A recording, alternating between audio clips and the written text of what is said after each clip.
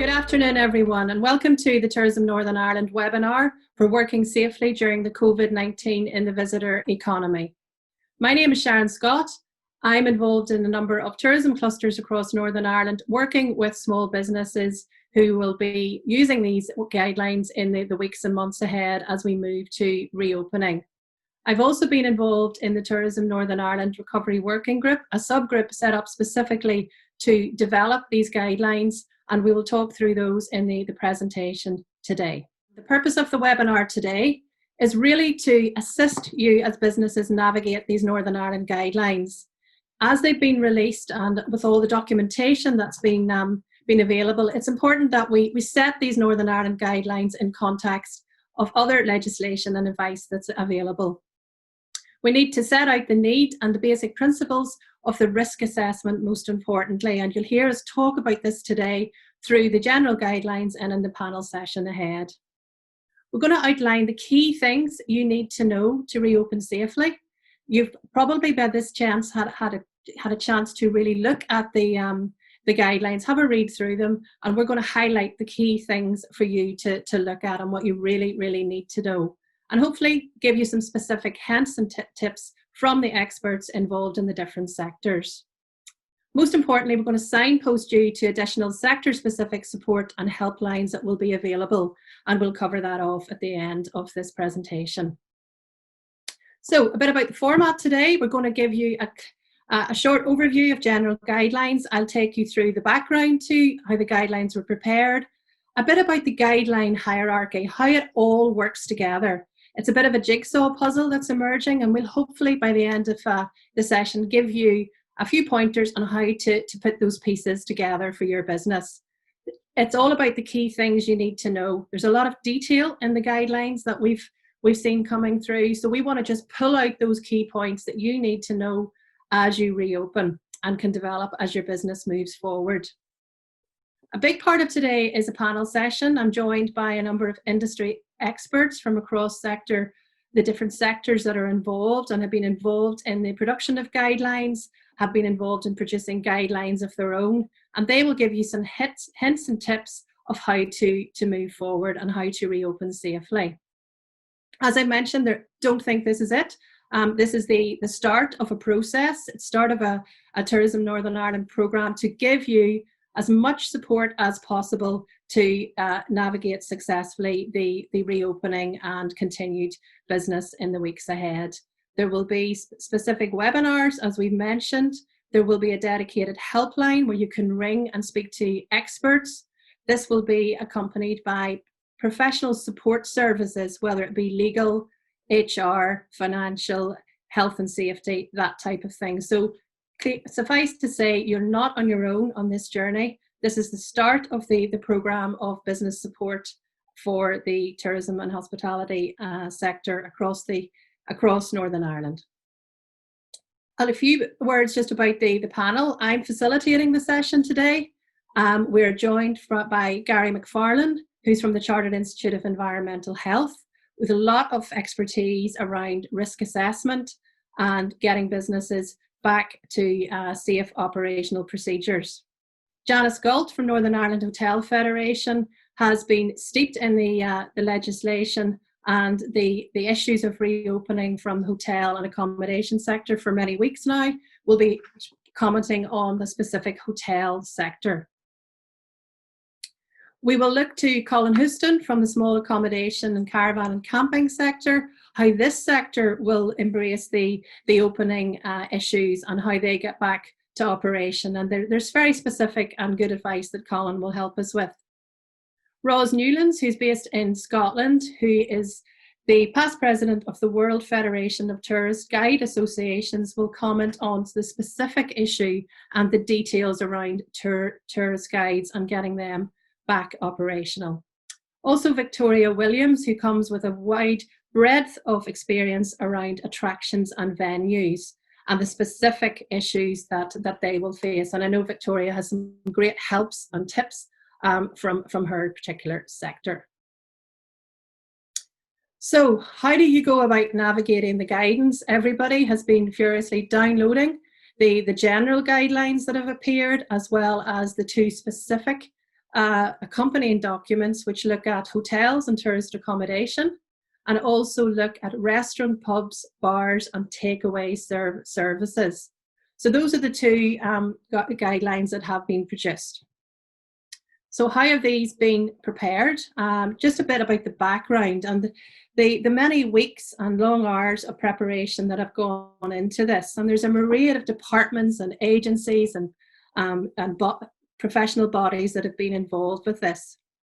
It has been prepared by, as lead, the Department for the Economy in partnership with Tourism Northern Ireland. And as I've mentioned, and where I input into the guidelines, a subgroup that was part of the Northern Ireland Recovery Working Group, made up of people within the industry, people like myself working with businesses across Northern Ireland to really make sure that we had a document that was fit for purpose going forward. It has been put in a lot of consultation with the agencies such as Public Health Agency in Northern Ireland, the Health and Safety Executive, and other key executive departments, including the trade unions and the various sectors representing the workers. It does reflect guidance from the UK Government Department. It's a government body across the Department of Culture, Media and Sport, which has led on the guidance from a UK government perspective, on which the Northern Ireland guidance, as in Scotland and Wales, has been derived from, to make sure it's fits in with legislation here in Northern Ireland. So it has been specifically tailored to reflect our public health and safety requirements and our legislation. So the advice is very relevant to us in Northern Ireland. So when you look at the guidelines, the appendix section is quite baffling, and there's a lot of detail on the different trade bodies. There's sector-specific guidelines that are coming through. Just in the last few days, we've seen a myriad of information coming through from different bodies, and this will continue to develop over the next few days. So it's important to really keep abreast of this.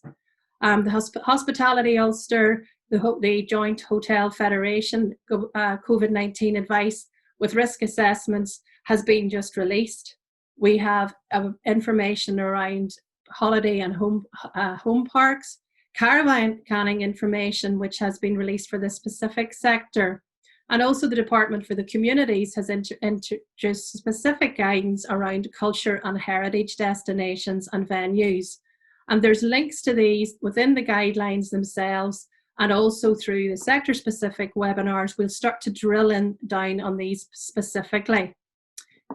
It is important to point out at this stage that you must ensure that you're working to Northern Ireland specific guidelines. If you look at other supporting documentation, we know, and again through the internet, there's a lot of advice and legislation available. Just always ensure, check if you need to, that it is absolutely relevant to Northern Ireland, because that is the only way that you will be sure that it will work for you and you will be protected.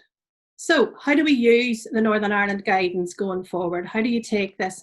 It is non-statutory guidance, but as I've said, it is backed by a lot of important legislation. It is designed to help employers, employees, and also the self-employed in Northern Ireland to understand how to work as safely as possible during the COVID-19 pandemic. It is backed by supporting legislation. You will be aware of this over the last few weeks, just both in the business world and in normal life in Northern Ireland. It's something that we're all very familiar with. The social distancing guidelines, as outlined, the guidance and restrictions in Northern Ireland and public health advice, something that we've been familiar with.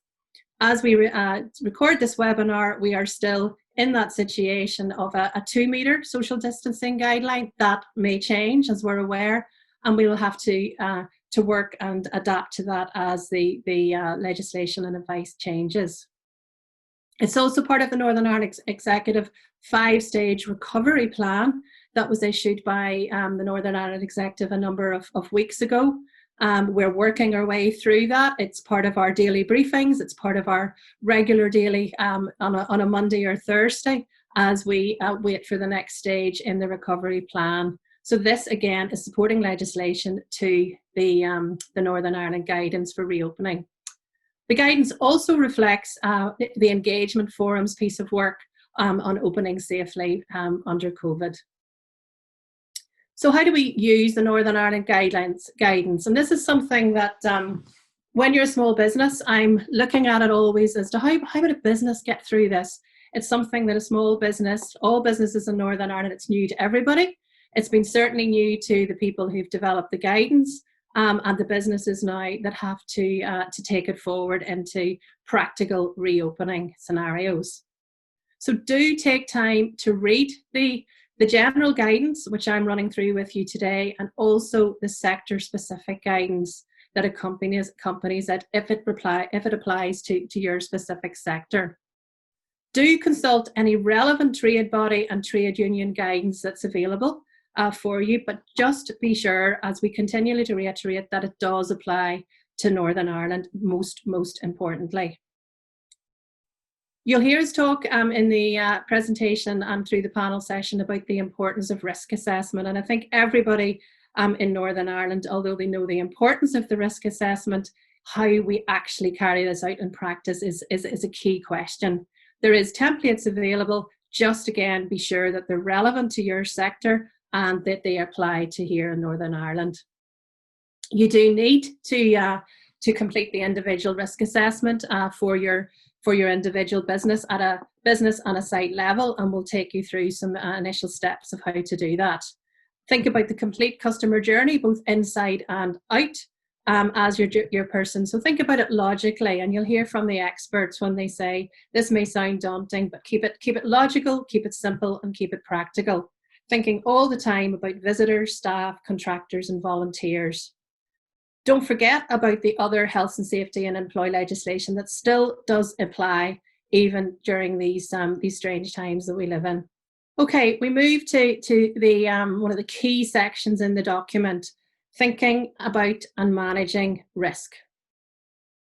The risk assessment, the COVID-19 risk assessment that you carry out is something that will be new to all businesses in Northern Ireland, and it will be called for a revision of all your standard operating procedures as required. You will need to develop suitable cleaning, hand washing and hygiene procedures, and we'll talk about the priorities around that.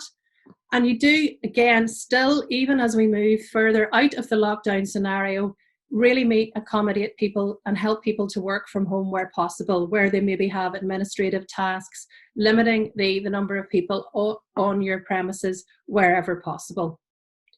We do have to maintain the recommended social distancing where possible at whatever that is, be it 2 meters and 1 meters. And that will be something, again, that we'll have to keep abreast of and be aware of how that affects our particular business. Where people can't maintain the recommendation, that we need to manage transmission risk particularly. And we'll talk about some of those scenarios through the course of the webinar. Clear communication is important, to be aware of the symptoms and what to do if symptoms present within your business as you're operating. The general guidance highlights some priorities, and it's important to take these in that order. They're priorities for a reason. It's how you actually start to look at the risk. There's been a lot of confusion around this about the use of PPE, and it really sets out the priorities. First and foremost, the experts will tell you, we hear it again every night in the daily briefings, it's all about the frequency and the importance of hand washing and surface cleaning. That is the main risk and mitigation measure against this particular virus. We've talked about enabling working from home as the first option and allowing everybody to, if that's not practical, that we make every reasonable effort about social distancing and the level that we need to adhere to. We must have to, the mitigating actions that we have to take will be unique. They'll be specific to each business. We can give you some help on what to look for, but again, it's about taking ownership of that as a business, looking at to what additional cleaning, the minimum time of activity, all those things that you need to put in, and the experts will be here over today and the next week to help you specifically within your sector on how to achieve that. Things like reducing person-to-person contact, looking at fixed teams will take you all through that and how that happens in practice. We've heard a lot about screens and barriers to separate people where that's actually practical. What we don't want is people running out and spending lots of money on equipment. You need to look at that specifically from your risk assessment, and that will be individual. And about communicating these results of the risk assessment to your workforce and your customer, and whether that be on a website or through your social media, will give you some helps and tips around that as well. So what do you need to know right now? What is the most important thing to take forward as you move towards reopening? You do have a legal responsibility, that hasn't changed, to protect your workers, both employees and any volunteers that you have working for you, as well as your customers. It is that need for collaborative approach to this, about from workers, employees, volunteers, and yourselves as owners. Think about all the risks they face and do everything reasonably practical to minimize these risks. That's the key message for the businesses today. It's all about consulting with your staff. You'll hear from the experts when they talk about the need to involve your staff in the risk assessment and the operating procedures. They know your business probably better than you do, and they need to create that. You need to create that culture of collaboration, of trust, of joint problem solving. That will be key to move forward for successfully in the weeks and months ahead. You'll hear from the environmental health officers and what they can do, not only as the enforcement body in this, but also to help you move forward. We aim to reduce the risk, and this is where the legal aspects come in. It's the lowest reasonably practical level by taking preventative measures in order of priority. That's the guidelines, and we can take you through what that means. So we talked about risk assessments. There's plenty of help and there's plenty of templates, but do ensure they're fit for purpose and they're relevant to Northern Ireland. When you're maintaining social distancing, it is important that this is for workers while they are in work, while they are arriving at work, while they're departing from work. Things like hand washing upon arrival. You can read the detail yourself, but just be aware that it's not just while they're working in your premises, and think about that their journey to and from work as well, as they travel to within your workplace itself, or maybe across sites if that's applicable, and maintain the appropriate social distancing even at their workstations. When you get into the specific sector, this is particularly important around hospitality, around the cafes and restaurants and hotels.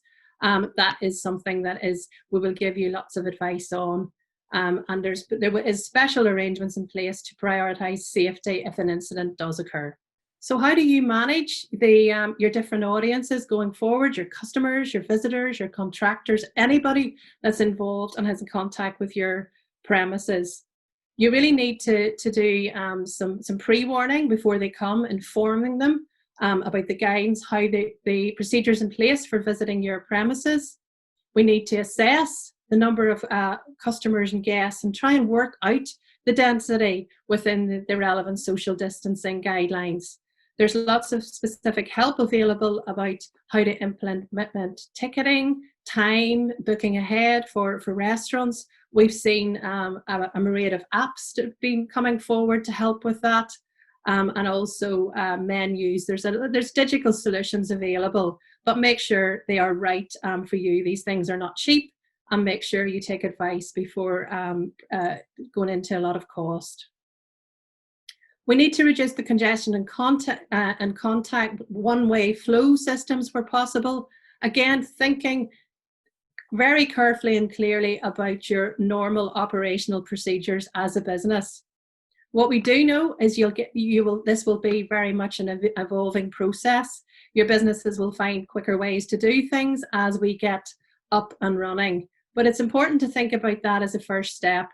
Introduce your queuing systems where they might occur, the use of barriers, and how your staff can help customers navigate around your premises and get that experience that they want.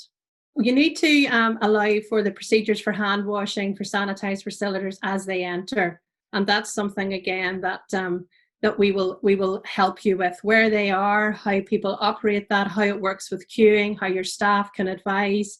That's something that, again, we're getting used to within Northern Ireland, and will be very much a feature as we move on in the lockdown, out of lockdown. Adults are responsible for the children in their care to make sure that they maintain the social distancing. Not an easy task, we have to admit. The whole advent of contactless payments and prepayments as part of your booking system is something I'm sure you're all starting to think about, and we'll give you expert advice on what's right, again, for your business.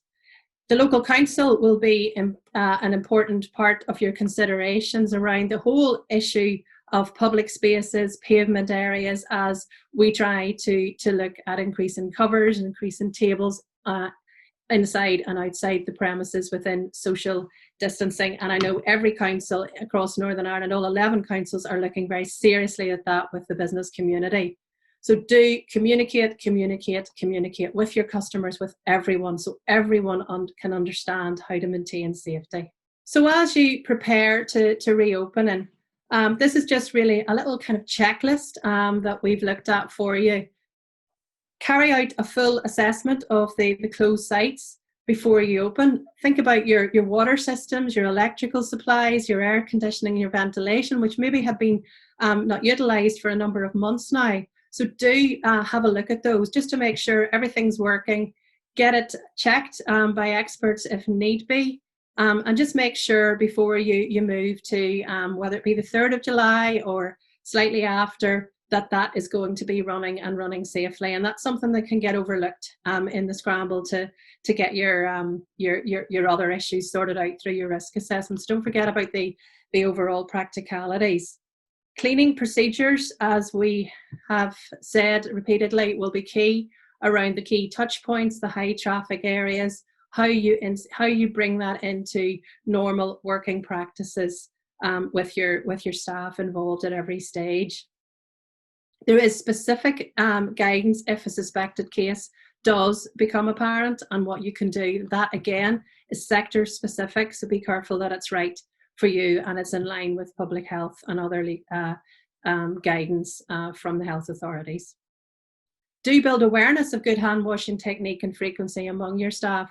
Everyone's getting used to this in Northern Ireland, the 20-second rule. Keep that coming with hand sanitizer in multiple locations. And there is some extra advice available on cleaning guidance, specifically around areas like toilets, standard operating procedures. Hospitality Ulster are issuing a lot of these specifically for those key pinch point areas. Think about your waste facilities, your management of those going forward. If you are using PPE or other equipment, how that is safely disposed of. Also, there's guidance for each specific sector around picking up and dropping collection points where you're using, for example, where staff are transferring food, whether it's waiter staff, how that is done to minimise contact wherever possible. The Hospitality Ulster and Hotel Federation guidelines and the specific Northern Ireland guidance goes into some detail on that. So do read up and apply what's practical for your business. Okay, we'll turn now to the big issue, the issue that probably everyone is most talking about. I know from my point of view, the one that there's certainly the vast majority of questions are coming in on. The whole issue of personal protective equipment, or PPE as it's known, and how we translate that, what's required, what our obligations are.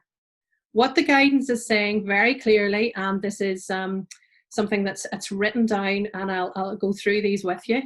Workplaces should not encourage the precautionary use of extra PPE. I think we've shown the priority is, and the scientific evidence has shown, it's really about hygiene first and foremost, about the hand washing and the social distancing. So the risks do need to be managed through social distance, hygiene, fixed teams or partnering, not be reliant on PPE. That will not be something, never mind the visitor experience of that, but it will not actually help keep your business safely operating. The only time you should use personal protective equipment, the guidelines state, is if it's identified within your risk assessment and it's shown that the PPE is required. And it's required when you cannot safely operate within social distancing measures, whether that be 2 meters or whether that eventually comes down to 1 meter, or if at all. So you must provide this PPE free of charge to workers who need it. And again, I know with the businesses that I work with, they're being inundated with lots of PPE to buy, to purchase all sorts of equipment. Please be careful, and only where your risk assessment is identified. Do not invest large sums of money in stuff that you actually will not need. So it's about being practical and logical around this really, really important area. Some examples of where PPE will be required, we'll look at this in detail in the sector webinars, include small areas such as kitchens and areas where it's impossible to maintain social distancing. Workforce management will be key. It's something that we need to look at specifically. We will need to fundamentally change the way that work is organised in our businesses as we move forward to reopening. It will be about creating distinctive groups and reducing the number of contacts each worker has. That's the fundamental principle of workforce management.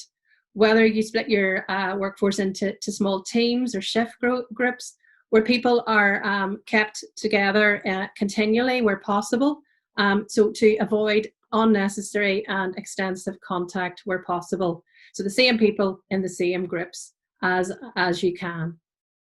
Remove direct contact by using the drop-off points that have been mentioned, or transfer zones. Again, the hospitality and information around bars and restaurants and cafes will help you specifically with this. And ensure, again, that all the workers understand what your procedures are for COVID-19 safety procedures. You still need to ensure that you're complying with any reporting of industries, diseases, and there's specific guidance on that, which you can read up about it and be very au fait before you open with what your specific obligations are around this. So finally, just to recap on the key points that we want you to be aware of today at this early stage. Really identify the guidance that's relevant to your business sector. We cannot emphasize that strongly enough. There is so much out there. Be ruthless in selecting what's relevant to your sector. The robust individual risk assessment is so critical and will be your Bible as you will go forward. It's an evolving process. You'll hear about that from the experts slightly later on. It is the risk assessment will be evolving and will be with us for some time. As we've said, develop and plan at all times in collaboration with staff. They will be a source of inspiration, of creativity, and of knowledge too with you. And as a front of house and working directly with customers, can feedback the implications, the effect, and the success of anything that you're taking forward. Be creative. I've seen some lovely examples of design of signage and communications, trying to make it less of a sterile environment and adding something to the visitor experience, but keeping within the necessary guidelines. And that's important when you look at the flexibility if things change, as well as your budget. As we've reiterated, think carefully about the use of PPE and other equipment, and do please keep abreast of relevant guidelines. The one thing that we are sure of going forward is they will change. And please do keep abreast. I know through the programme that Tourism NI are going to be rolling out through the next few weeks, that will be first and foremost in everybody's mind, to push out the information as and when it comes. But it is the responsibility of individual businesses to keep abreast of that. That's a very important point to underline at this stage. It will change, and keep abreast of everything that's going on. Okay, we're going to move now to the panel session of today. This is your chance to get some hints and tips from experts in the field, leading experts who have been immersed in the formulation of the guidelines and the various documentation to date. So we're going to call first upon Gary McFarlane. He's the Director for Northern Ireland for the Chartered Institute of Environmental Health. And Gary is going to talk to us about the key public health and safety considerations for reopening. Thank you, Gary. Okay, just who I am and indeed what the Chartered Institute of Environmental Health is, because there's often some confusion around this. Um, CIH is effectively a professional membership body for environmental health practitioners and those with an interest in environmental health related matters. And clearly, the core issues at the heart of this pandemic are, in effect, core environmental public health issues, both from the point of view of health and safety and infection control. But just to explain what we're not and what we are, we are not the regulators, although we work very closely with both the government and the regulators. And as Sharon has said, have been involved working quite closely with BEIS actually on the development of guidance, not just for the hospitality sector, but indeed for a very wide range of business sectors. What you see on the slide is a screenshot really of a specific coronavirus resource on our website.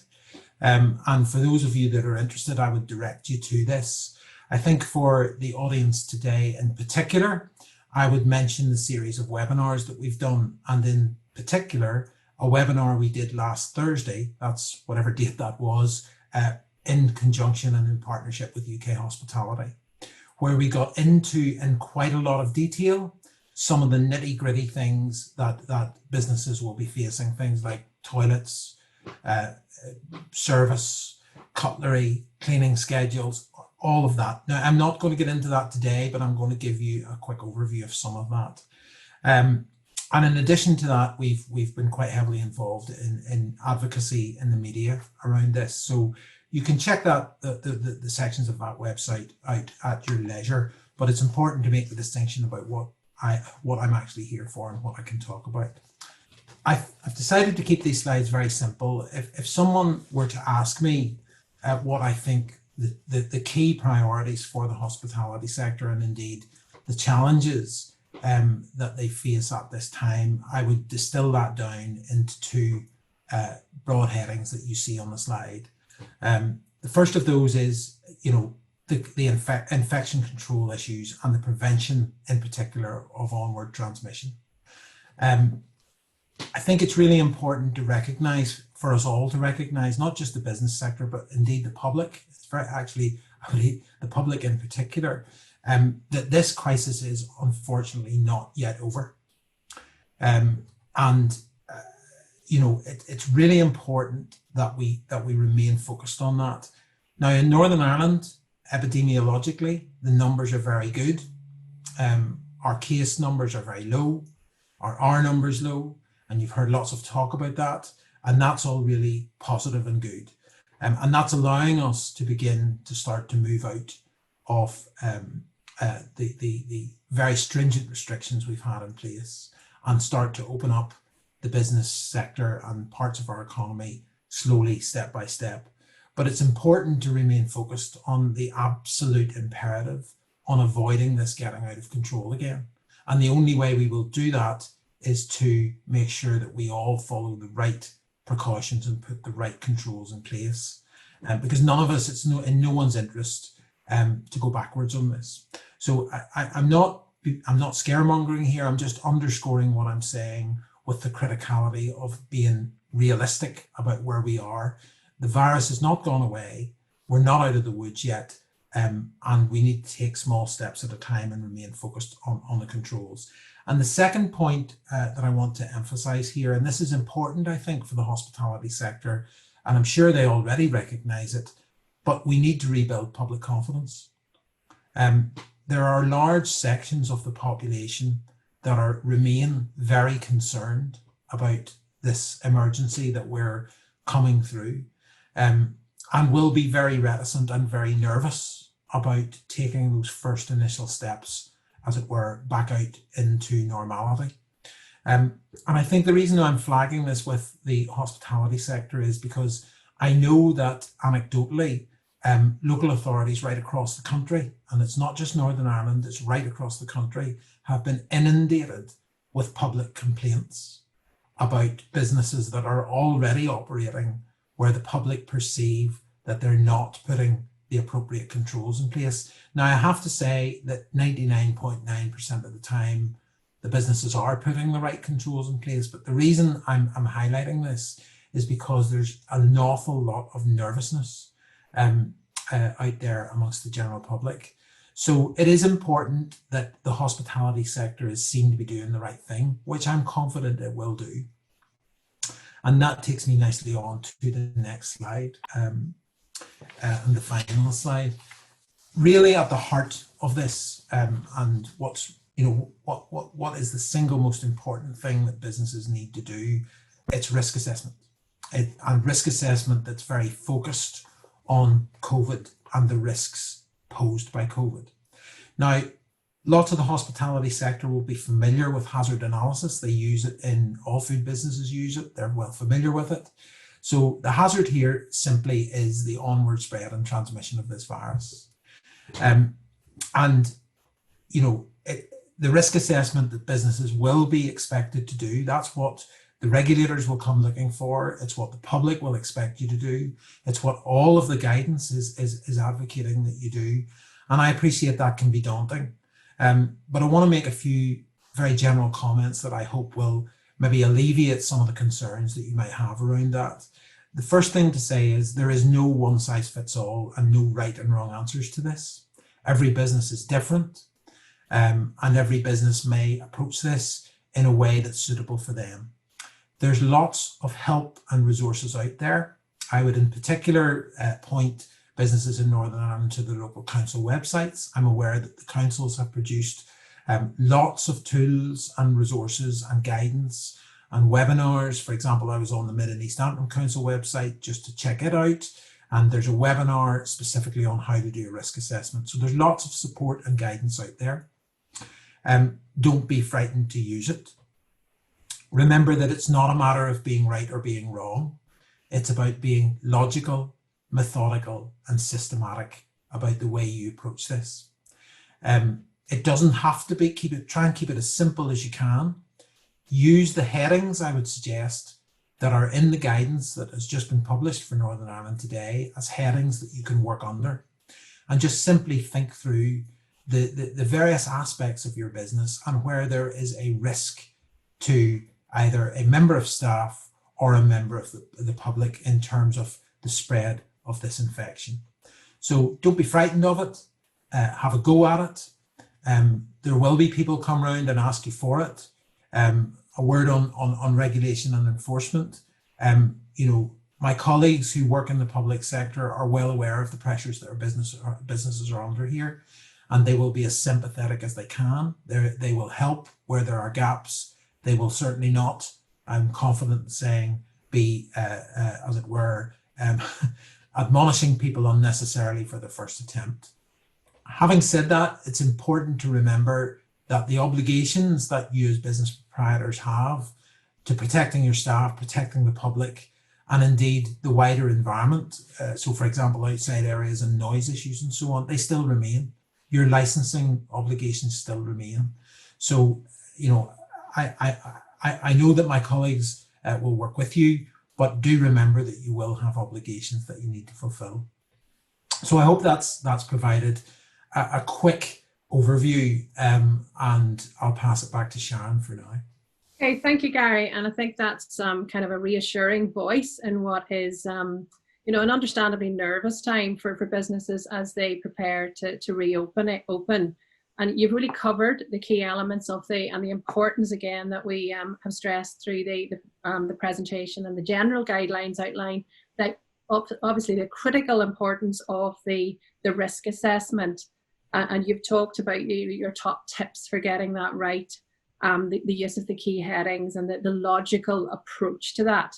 And we've talked about a lot of times with the businesses that I work about the customer journey, thinking about how the customer approaches your premises and moves through it, how they access toilets. So is that something that you would recommend, in terms of your top tips in carrying out the risk assessment as well? Absolutely, Sharon. It's about trying to, I say what I said, there's not right and wrong answers to this, but come up with a series of headings that comprehensively cover the aspects of your business. What are the activities that you undertake? and where are there risks, and how can you best mitigate those risks. You know, the social distancing thing is a massive issue for people, and I know that. And you know, if you read the guidance carefully, I mean, there's words like, you know, as far as practical, you know, as far as is possible. So there will be, let's be realistic, there will be situations, particularly back of house, particularly in small kitchens, where social distancing of 2 meters is simply not possible. So in those situations, it's about trying to think about how, if as far as you possibly can, to minimize risks. So for example, people working back to back and not facing each other is one way in which you can mitigate the spread of this. Maybe worth just reminding people that there's only 2 ways this infection gets spread. It's by droplet infection, which is what comes out of someone's mouth, whether they sneeze or cough or sing. No singing, unfortunately. And it's through touching a contact surface that has been contaminated. Now, it's very important to say that whilst that remains a risk, it is by far the lesser of the 2 risks. The evidence is starting to show, as I understand it, that the transfer by contact surface is by far the lesser of the 2 risks. I suppose maybe whilst I understand implicitly the business case for reducing the 2 meters to 1, I've had conversations already with business owners talking about this, and I do absolutely understand that many businesses simply can't operate with that. And maybe, Sharon, if I may, that takes me on to another question that I think you're going to ask me, so I'll preempt it. You know, what are businesses' responsibilities in this area? Because we, you know, let's be realistic and pragmatic. You know, I've thought about this. We've all thought about it. You know, we are talking about an environment here that's quite challenging. You know, people are out for the evening. They're out to enjoy a meal with family and possibly one other close friend. You know, there will be a few glasses of wine consumed. How do businesses deal with that? My top tips for that is make sure that customers are first of all aware of what their obligations are and what you expect of them. You can do that in a number of ways. You can have it in signage. You could even have it as some sort of information that people were given on booking or reminded of on entry, that, you know, this is what we expect in relation to your obligations under social distancing. Okay, thank you, Gary, for a comprehensive review in the short time we have. We will be picking up on a lot of these in the sessions coming next week when we get into the detail, but that's a really, really good overview, really talking about what is a logical approach. It is a very, very important approach, but it's something that that will be worked with over time. This is something that we are kicking off. The risk assessment is that evolving process as we move forward. So thank you, Gary. Thank you very much. Okay, we are now going to turn to Janice Galt, the Chief Executive of Northern Ireland Hotel Federation, to look at the reopening of hotel accommodation in Northern Ireland. Janice, do you want to give us a bit of an insight into what's happening in this area? Thank you, Sharon. I mean, we've been closed probably for the last 14 or 15 weeks, so it's a bit of an operation to get everybody up and running. People are currently looking at their staff, making sure that they're trained, reassured about coming back. Revising their standard operating procedures, looking at guidelines and checklists, and also ensuring that their product is up online through their own website for people to buy, and also that they have somebody to answer the phone for inquiries. Okay, so the hotel, there's some guidance coming through just today actually from the Hotel Hospitality Ulster and the Hotel Federation for specifically hospitality and accommodation. How is this the background? Can you give me some idea of the background to this and how this documentation and guidance will work with the Northern Ireland guidance for this specific sector? Well, very important that all the guidance kind of works together. We have a number of members that sort of have places in Northern Ireland, the south of Ireland, and also in the UK. So the document has really been devised on a UK-wide basis, tourism here being a devolved manner. So we've sort of looked at the overall run-through. There has been a core document developed in partnership with UK Hospitality. So that is really the formation of the kind of core of how things have kind of moved out. The government guidelines really very much sit in tandem with that. They're a very good document that allow people to work through, and we've come up with some of the more practical sides of it. SOP for such things as how you're going to run table service, a closer look at maybe the journey that your staff go on, the journey that your customers go on, how your building will operate. So the two of them are designed to work in tandem. The documents that produced from the Department for the Economy are very much an overarching document, very easy to read, very much a framework, and our documents are meant to sit under them. We've worked with quite a large group of people, a mixture of industry, hospitality, Ulster and ourselves, along with some people from the health and environmental areas, and also with a number of other people who maybe look at more the legal and the kind of how you actually put it together as a working document. So it's been a group effort. And with all these things, it's very much a living document. We see it changing day on daily as things change, as maybe different procedures to come in, or people find something that maybe is more workable. That will form part of it. But the idea is it's very difficult to come up with a standard rigid framework for any particular type of business. And as everyone will know, hotels, bars, restaurants are all very different premises. So we've come up with something that we hope will give people something that they can be happy to work with. Most people are currently looking at how this will work in principle for them, and that's quite important. We think that there's a very big job for people to do to make sure that they open safely and securely, and people are looking forward to getting open again. But there is a sense of responsibility. We recognise that a considerable burden has been placed on us, as well as a large amount of trust has been given to us, and it's important that we actually ensure that we meet that and that we open in a compliant way. Okay, and that's great, Janice. And that's really sort of a really recurring theme throughout the whole webinar today. This issue of businesses having to take a very individual look, that the templates and the guidance can provide that important framework, but the businesses have to really, really look specifically at what they're doing. So as you've said, a lot of the hotels are gearing up for opening on the 3rd of July, and hospitality are coming in the 3rd of July, maybe the week after, as and when they're ready to go.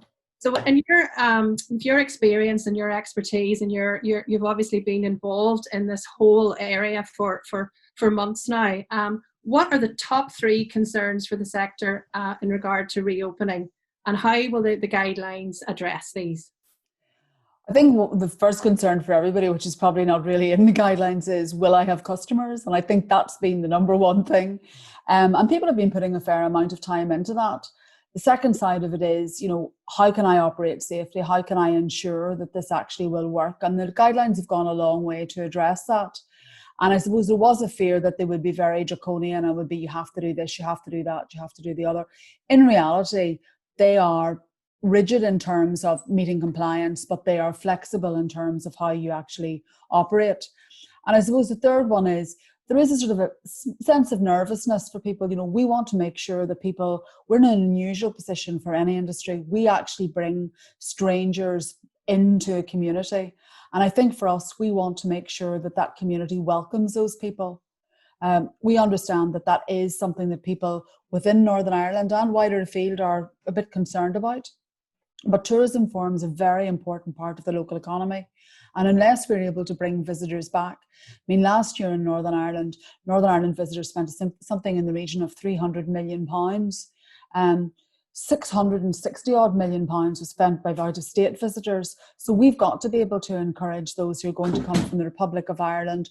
Hopefully when GB is up and running and transport links are better, we will be able to welcome visitors in hopefully the short term from those particular locations. But it is important that the local community feel that they are happy to welcome those people in. And that's an important part of our role. I suppose for us, we have maybe a wider role, the whole industry. We bring about a sense of normality. Being able to go out onto a street, do some shopping, visit the hairdressers, maybe have a cup of coffee, lunch, go into a hotel, are all important things. And I think they will hopefully give people great confidence that Northern Ireland's returning to a normality, a safe normality, but something that people can look forward to. Okay, thank you, Janice. And I think this reassurance piece, and particularly the detail from yourselves and the government, the Northern Ireland guidelines, will help build that consumer confidence, which is all important. So we're looking forward to see the hotels back and running, and thank you very much. Thank you. Okay, we'll now move from to Colin Houston from IQ International, and he's going to talk about the accommodation providers and particularly around that element. So Colin, I'll hand over to you. Thank you very much, Sharon. Yes, I'm going to look at, what Gary was saying there is an absolute prerequisite for any business, and the sort of elements I'm looking at is how can businesses interpret that and actually still deliver good quality hospitality and service. I know that we've looked around the UK and everybody's been locked down for 12 weeks or so. We're all conducting our meetings by Zoom and Teams. We're all keen to get out. We've had a little bit of access locally, but we're keen to get out, and we're looking forward to experience the hospitality industry, having a break and new experiences. But we also want those reassurances that the place is going to be safe and hygienic. We appreciate it won't be the same. There will be changes, of course. We're all adapting to a new way of living in terms of how we shop, how we conduct our own business. But looking at some of the other changes that have happened to us all while we've been locked down, we're more active, or some of us certainly are. There's an increase in walking, increase in cycling, increase in exploring the great outdoors. There's more time with family, close family, and there's conversely less time with extended family. We're seeking space without crowds. There's abundance now of nature. We're seeing some wonderful things in the environment. We're seeing pollution levels drop. We're all supporting local industries and local producers, small businesses and communities. There's a lot more home cooking going on with a lot more local produce, which is very interesting. And also we're into the takeaway zone and the takeaway environment as well. So we need to sort of maximize on this and see what our guests and visitors experience at home and what they want to experience when they come to see you. And first of all, they'll be searching out through the website. And the first thing they want, as Gary was saying, is public confidence. He talked about having risk assessments and new safety routines.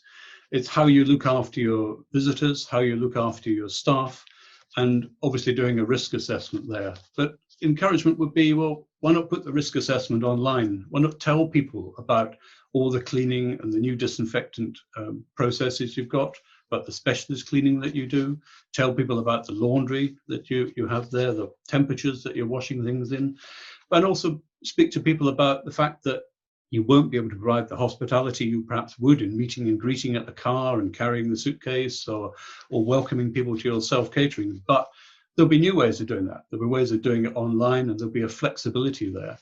You'll also have to declutter your establishment. Self-catering places may have to go back to more minimal sort of cutlery and crockery and everything else, because you're going to have to wash that at a very high temperature between lets. So people won't be expecting everything that you've done before. Be honest as well. I think it's on your website. Tell people what it means to you, to your staff, to the community in terms of having them back as customers.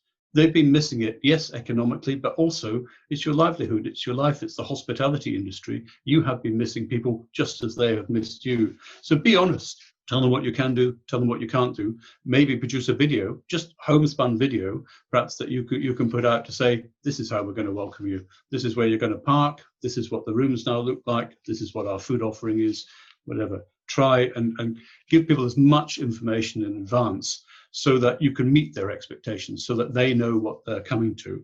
And also there, I think, is what are you expecting of them? Again, what Gary was saying, there are responsibilities that customers must have. So there's an opportunity there. Support your local businesses. We've talked there before, but support your local businesses, your takeaways, your restaurants, your suppliers and producers.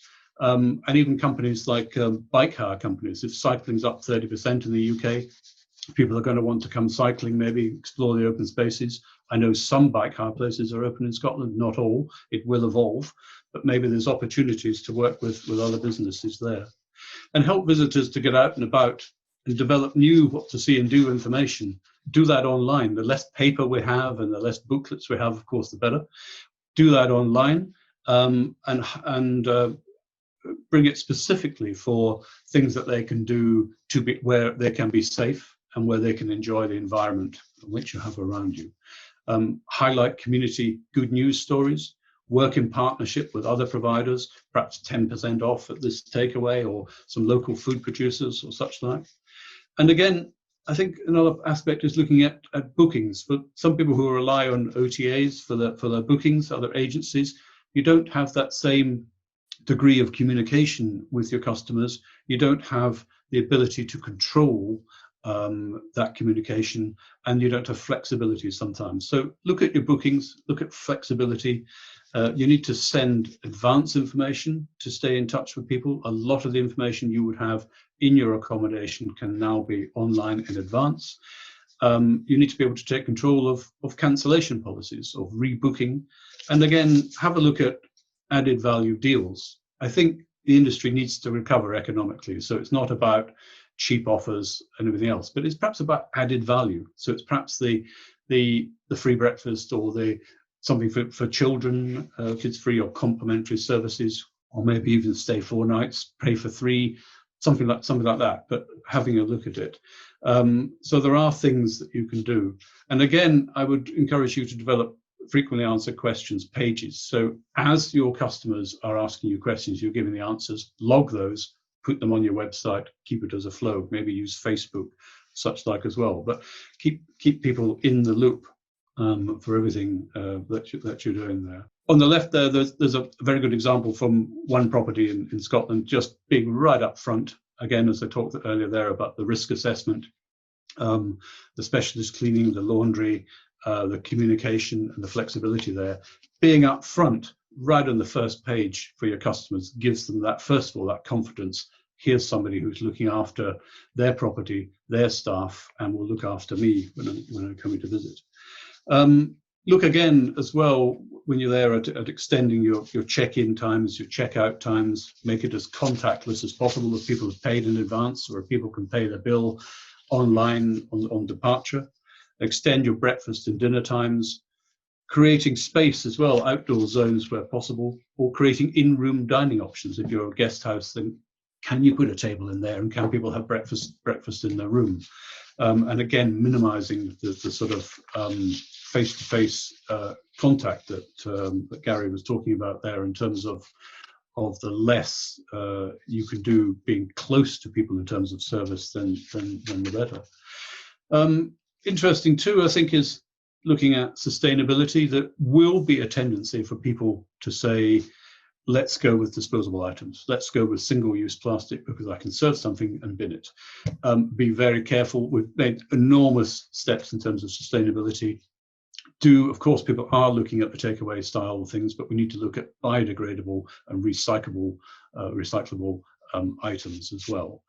In terms of other things that you can do to engage with customers, there'll be things like themed weeks or photo competitions, certainly highlighting health and wellness activities, and again having a look at what you can do for your offering, what you can do to meet people's needs in terms of that space and getting out with the environment.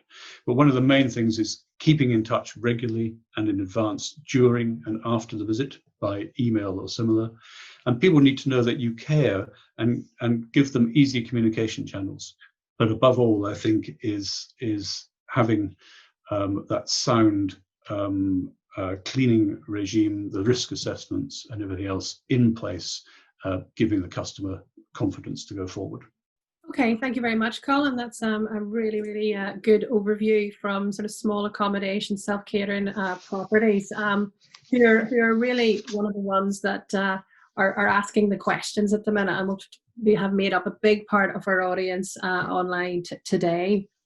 And I think the key thing for a lot of the industry at the minute, particularly this sector, is this balance between providing that safe environment, meeting their legislative requirements, meeting the guidelines, but also maintaining that level of experience that they're so renowned for, which they take such pride in normal times. And it's really about how they achieve that balance. Any tips from your experience and from the businesses you've been working with, particularly in Scotland, of how to achieve that going forward? Yeah, I mean, I think it is enhanced communication going forward. So people have that one-to-one sort of relationship with you. They know you as a friend before they've even arrived. But things again like working with local producers, maybe have a hamper of local cheeses on arrival. You can't meet people, everybody else, but have that there, or arrange to have it delivered the next morning or that evening from the local company. Again, supporting local businesses. And I think whilst you can't be there in person, you can create your own personalized what to see and do guides, as I've said before. So maybe people arrive with bicycles, it's a new area, they don't know where to go. You have some PDFs online that you can send them of cycle routes, the 5K, the 10K, the 15, the 20, the all day, with where to stop for takeaways and things like that. So putting yourself in their shoes or on their wheels and thinking, where would I like to go?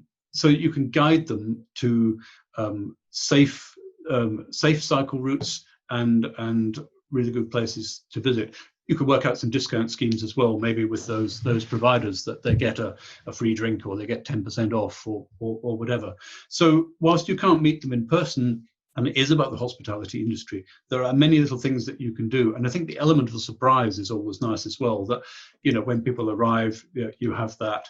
Unfortunately, people probably in a bed and breakfast and guest house, people will not have tea making facilities in the room with the tea bags and everything else there.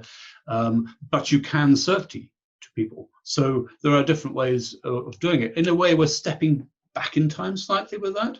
So we're coming back into less self-service on those terms and more hospitality and service. So it's a new way of thinking. It's sort of rebooting and re-energizing the industry. And yes, we do have to think differently. And I think there will be more. I'm looking around and I certainly see good practice examples.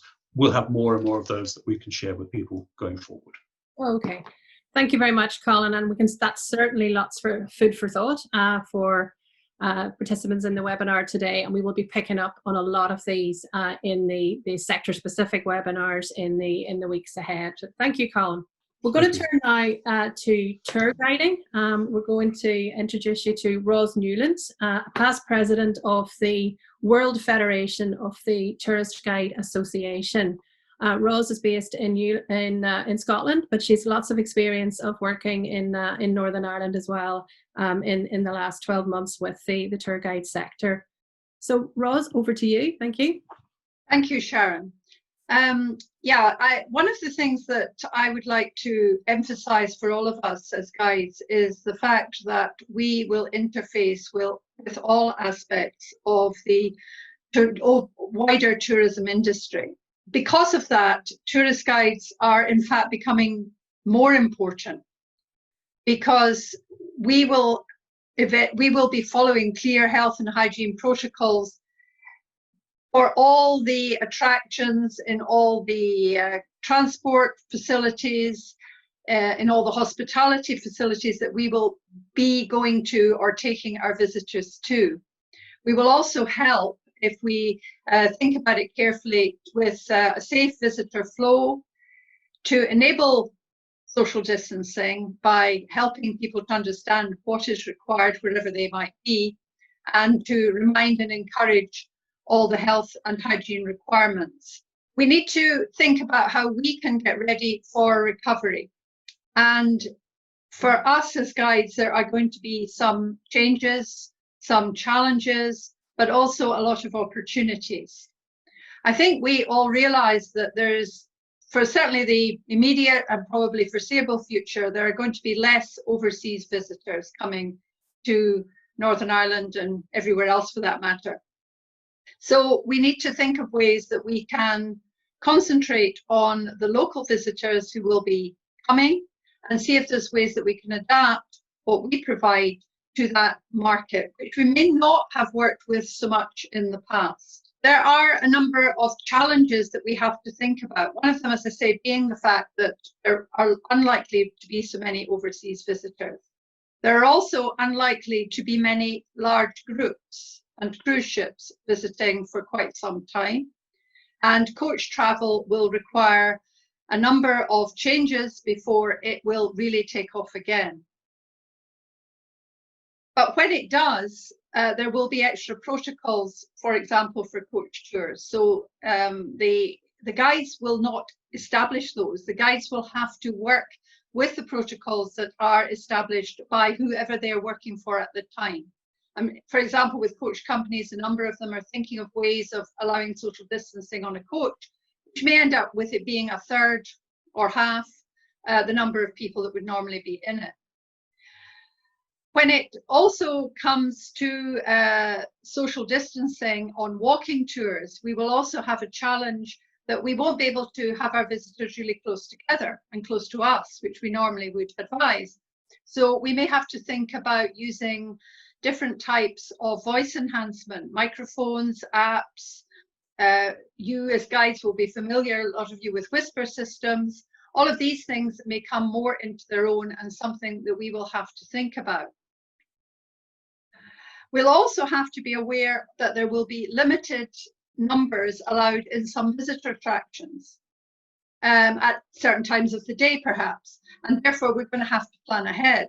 And this will be with our tour operators, or it could be directly with the guests if they've booked us directly. So we'll need to be aware of exactly what's going on in all the visitor attractions that we might normally take people to. One of the examples that we talked about in Scotland was what happens in Edinburgh Castle. Well, we can't all visit Edinburgh Castle at the same time as we normally might, so timed visits will probably come along. And the same things will apply in Northern Ireland, and we'll have to be ready to adapt to that. But it does bring opportunities for guides. And a number of guides around the world and in the UK and in Scotland, for that matter, have been doing various things to promote their skills for the future and to come up with new ideas for when things open up again, so hopefully quite soon.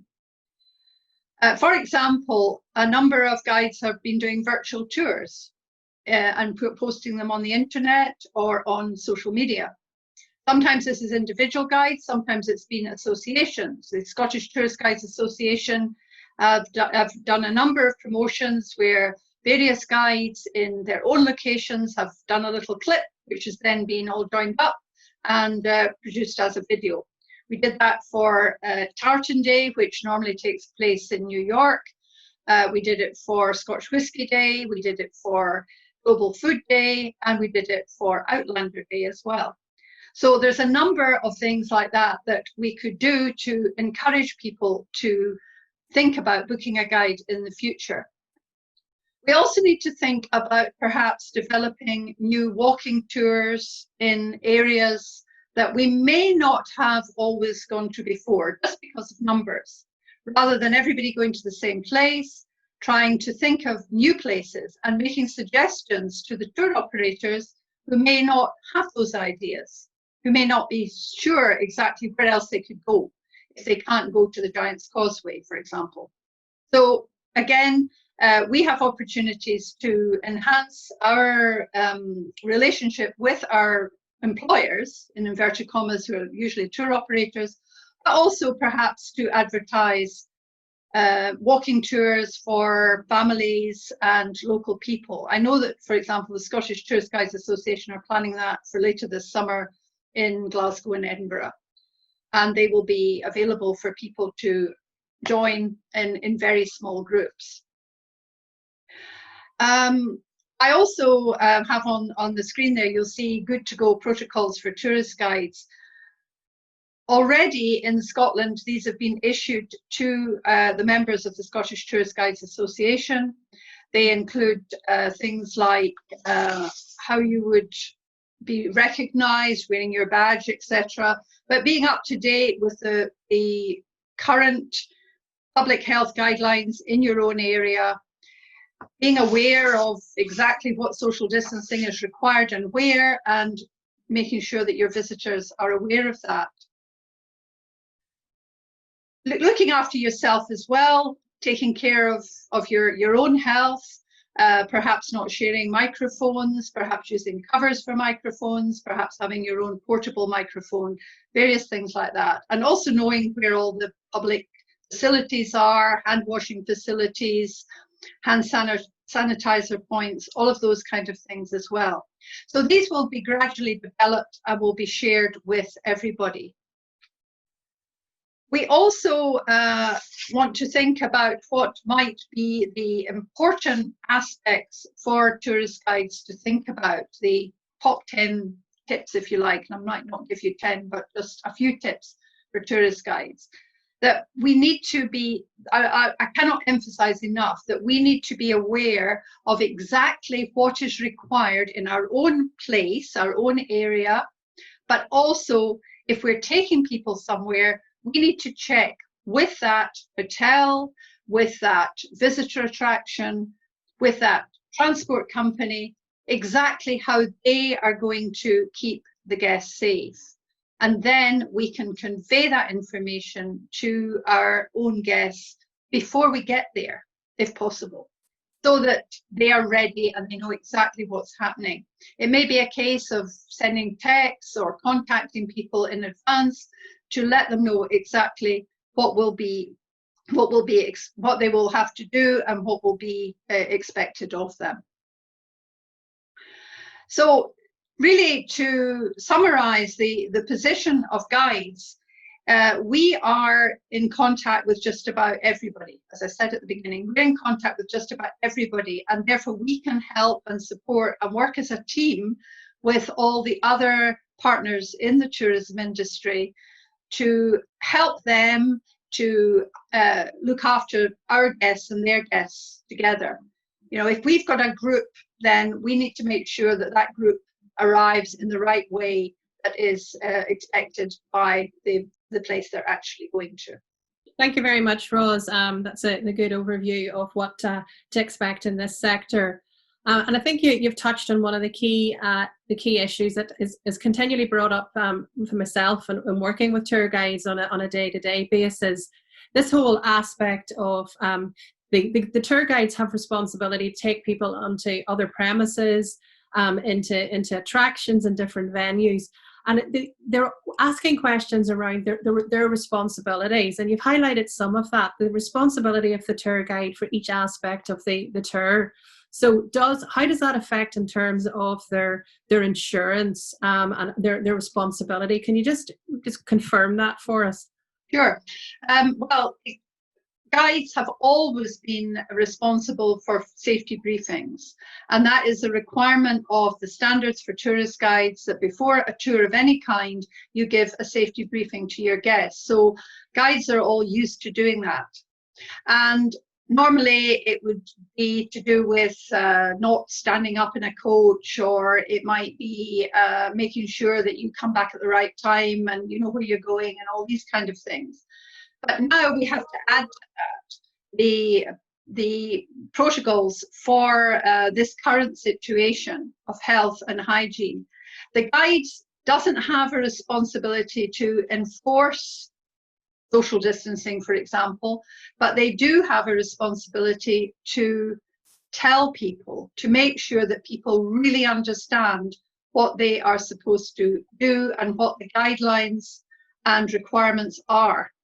So their responsibility is to give a clear safety briefing and to make sure that they cover all aspects and that they show by example. So for example, you would no longer shake hands with your group when they arrive.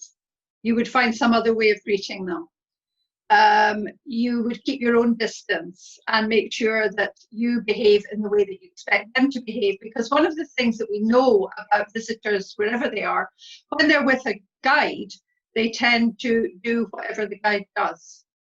So in the past, it was just simply things like, and it still is, of course, don't touch things that you shouldn't touch. Now, if that could be in the previous situation, it could be just to protect the object, so you don't touch a picture in an art gallery. But now it's more than that. It's that we don't touch things that could transmit the virus. So it's really enhancing what they already do. It's nothing new. They just need to be aware and make sure they're aware of exactly what is required in the guidelines that are published at whatever time they're doing the tour.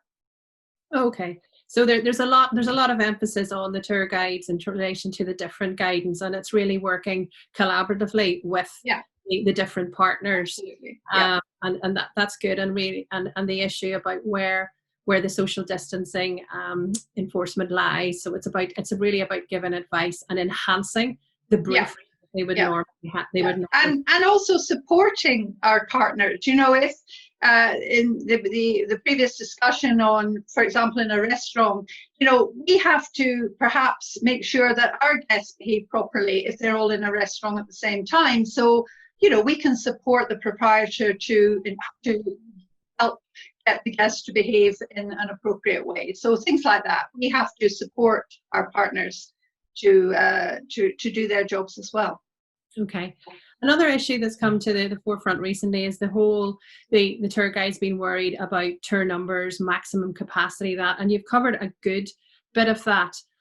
You know, there's no specific guidelines, so I take it it's again round to whatever they think they can manage. Is that your advice going forward, to do what's right for your particular business to enable social distance to be enhanced in the best way possible?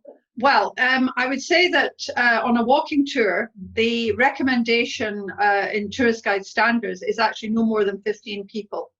Even in normal circumstances, it's only 15 people for a walking tour. We see plenty of people going around, or we used to, with a lot more than that. You cannot control and work properly with more than 15. So it shouldn't be more than 15 on a walking tour. As far as coach tours are concerned, that will be decided by the number of people that can be safely accommodated in the coach. And I don't think that's likely to be more than about 15 either. So I think it's going to be about the same, because a normal coach, you know, a full-size coach might take, in built capacity, it would take about 48 people. There's no way that's going to be happening. Some coach companies are actually taking seats out of the coaches to enable, you know. So I think you're looking at 15, maybe 20 at the outside. It may be a lot less, because it will depend what the guidelines are at the time in Northern Ireland. I mean, I think at the moment it's 10 people together, so you couldn't have more than 9 in your group right now, but that could change in the future. That's exactly right. It's sitting currently at 10, so it's important that whatever that happens to be within the guidelines at that stage, that's very, very important to remember that, and the tour guides will be fully aware. Thank you very much, Ros. Thank you. Okay, thank you. Okay, we will turn now to the last member of the panel, Victoria Williams. She is a business mentor, and she specialises in attractions and venues. Victoria, do you want to give us your presentation? Thank you. Yes, indeed. I'm here to talk about venues and attractions and opening in this sort of very strange time. My experience is worldwide with venues and attractions, so I've got a lot of understanding of best practice. We're in a very good position at the moment in the fact that we have a lot of venues and attractions worldwide that have already opened. And therefore we can learn as we go from their best practice and their mistakes as well. The first part of my presentation is very much about your first impression. You only get one chance to make a second impression. And as Gary was talking about, it's all about confidence, and it's all about people's perception of how you are valuing them and their health and safety. If guests don't feel their health, safety and social distance is your number one priority, then they won't come back, and they won't tell their friends to come back either. And we are seeing a shift now to organisations like the venues and attractions and hospitality industry, not the government, which is a safeguard of people's health. So I'm going to talk about 4 elements, to give some tips about what to think about and how to interpret the guidelines practically. And certainly planning, people, perception and practicalities are going to come into every element of your risk assessment. So planning to reopen safely, and as we've spoken about before, it's all about the risk assessment and splitting it into manageable sections and splitting it into areas that you can then look at your business with relation to all the different control measures that you have in order to minimise the risk of infection. So those are control measures and additional controls for things like hand washing, hand sanitizing, PPE, obviously social distancing, communication, and those sort of things. So what the guidelines actually split into is a good start point for actually using that to look at your business in that sort of order. So split and risk assess each element of the guidelines in accordance to your business. The risk assessment is the key start point to everything that you're going to do. And I would also suggest that you don't just do the risk assessment yourself, you actually give it to people who work with you, people at the coalface, who actually probably may well be more aware of things than you are about exactly how these things work and where these practicalities lie. So planning, every control measure and every additional control for each element will have a commercial implication. Everybody is worried at the moment, clearly, with the main concerns with the lack of, or the lesser visitor numbers, and obviously capacity management. So this type of thing is what you have to be looked at as you work out the art of the possible, and looking at those control measures and how you actually then put those control measures into your business strategy to ensure that your venue or attraction is sustainable. And that is the worry that people are having at the moment. The revenue implications, obviously we need to be planning to mitigate the negative impact of that. So any reduced capacity, the reduced throughput, repeat business, look at the ticketing, look at obviously safety and health of what you actually bring out of the risk assessment will have a revenue implication. And we'll talk a bit about, maybe looking at it as an opportunity as well. Cost implications. Again, when you're doing your risk assessment, you'll be looking at how you actually manage those risks. Every single control measure and addition control may well have a cost implication. Obviously, if you have more people or less people, that will affect your wage bill. Obviously, the training of your staff. Do you need new equipment? What about consumables, PPE? Are you going to be paying for some expert advice to come and help? Obviously, you're going to have to put your new policies and procedures. Your standing operating policies will have to change, and that obviously will have an impact on the training and the increased pressure of the new normal. And it's also worth saying as well that this isn't just for our guests, this is obviously for our people. We have to be looking at the new normal and how that's impacting them and their mental health. So we have to be looking after a lot of our people as well in the short, medium and long term. And opportunities, as I mentioned before, there are some opportunities here. I know it's probably difficult to look at the moment and see, how you can make a positive out of a negative, but we can learn from the whole business community here, not just attractions and venues and hospitality and food and beverage industry. It's all about how we're actually reacting to this as a nation and also as a worldwide impact. So we can obviously look at mitigating those negatives and working out what the opportunities are. Now, I'm all about people. It's all about how people perceive this. And as I said, perception is reality. If you don't humanize your approach, every single part of that risk assessment, which is clearly a scientific document and you'll need to look at it with a very, very fine tooth comb, but it has to be contextualized in the people. So who is it going to impact and how will it feel? How will it feel to be a worker doing what you've just decided in your new standard operating procedure? How will it feel to be a guest, and will they feel confident that you are doing all you can to impact their health and safety? The guest experience has to be the key thing for yourself, because if you don't look at your guest experience as the core, then clearly that your revenue and etc. will be impacted.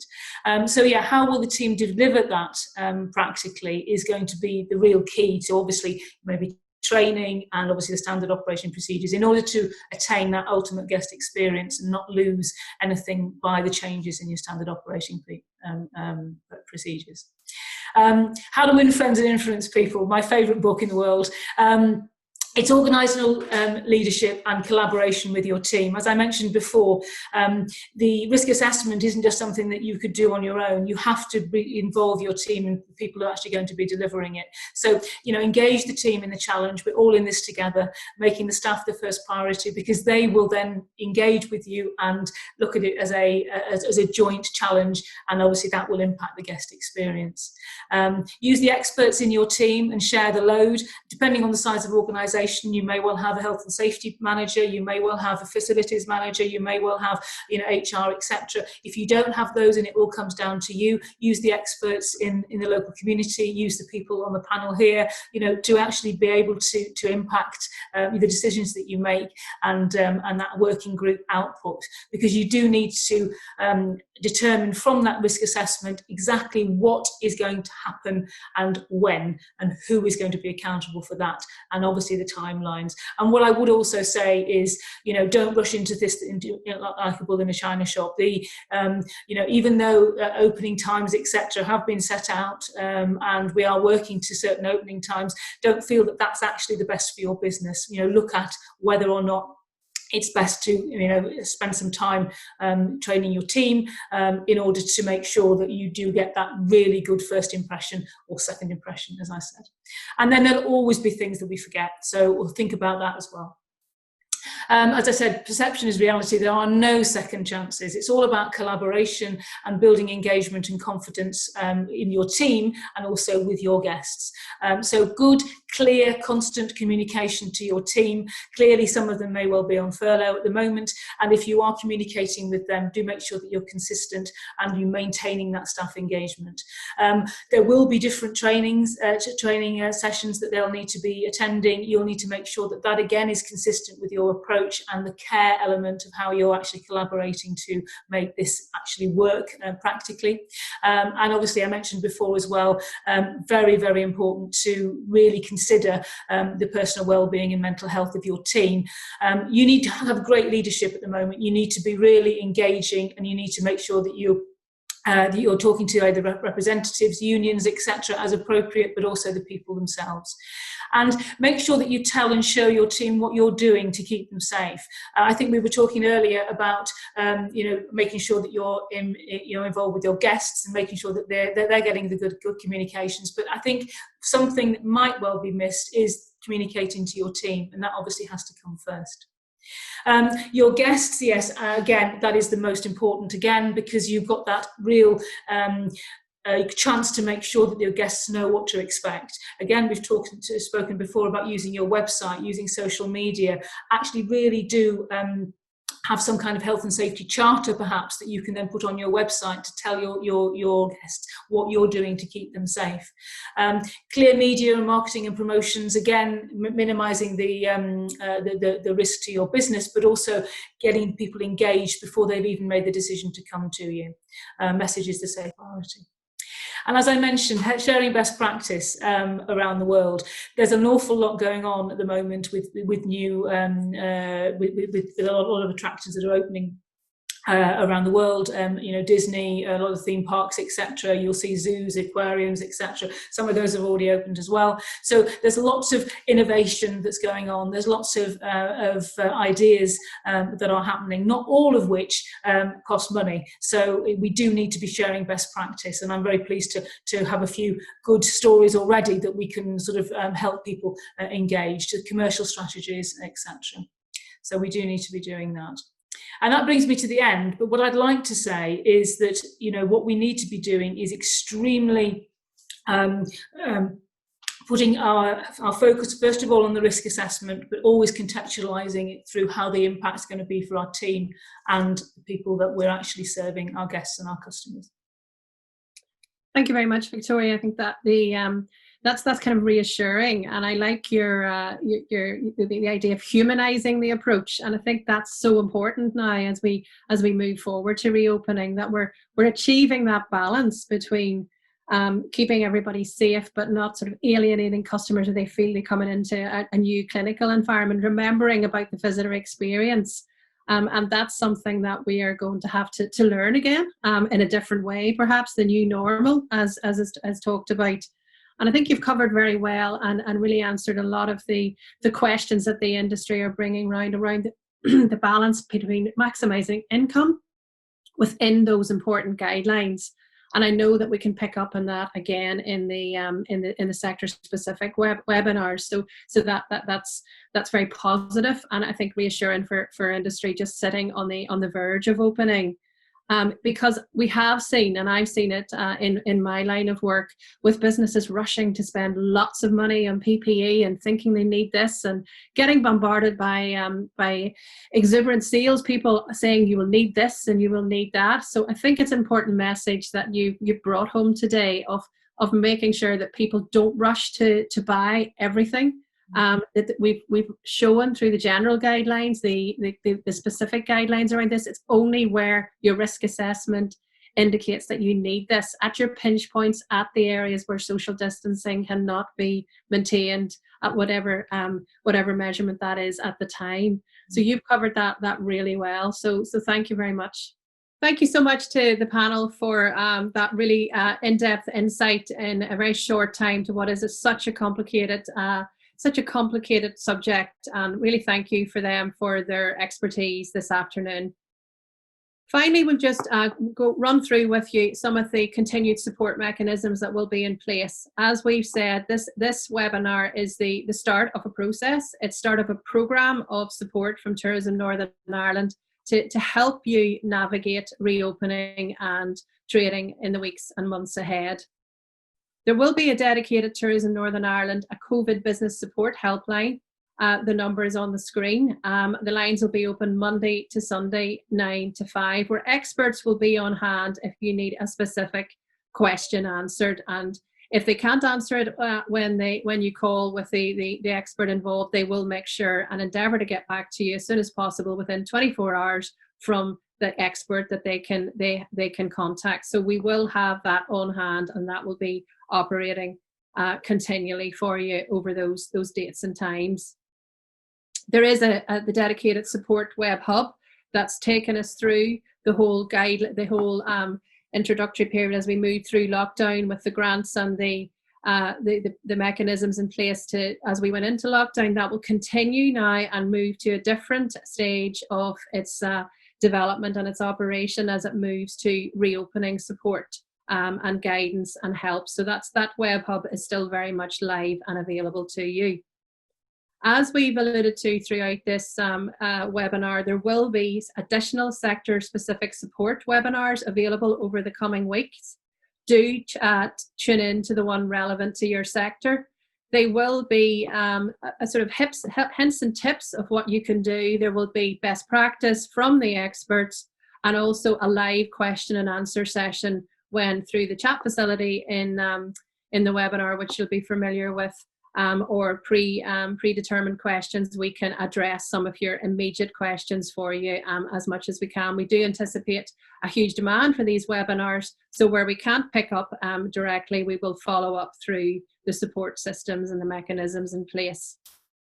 There will be also access to specialised legal, insurance and health and safety experts through both the helplines and the webinar process. So it just remains for me to say thank you for sticking with us. There's a lot of information coming at you. We do appreciate that as we go forward as businesses, and we do appreciate the task ahead and how we will be there to support all the businesses as they move towards reopening in the weeks and months ahead. So thank you very much for your attention today.